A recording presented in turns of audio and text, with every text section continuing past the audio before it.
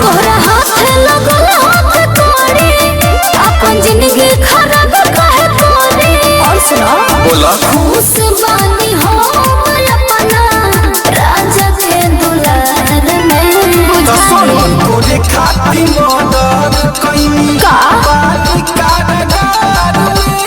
अच्छा ते तो पिया गइले ससुराल में। तोरे खाती मर्डर कइनी बानी कारागार में।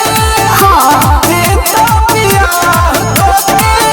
गइले ससुराल में। जा ठीक ना कइयो।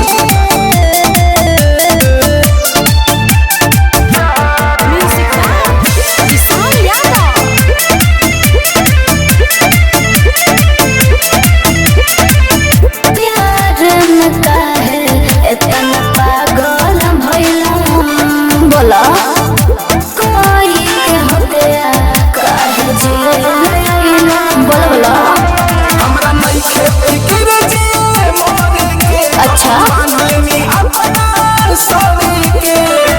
जिंदगी बिताता खुशी खुशी परिवार में।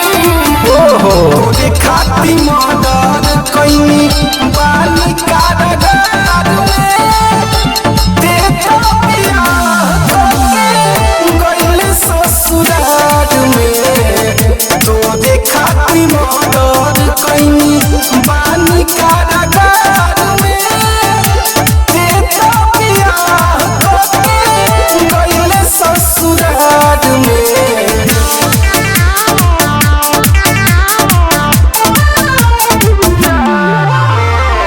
सागर स्टूडियो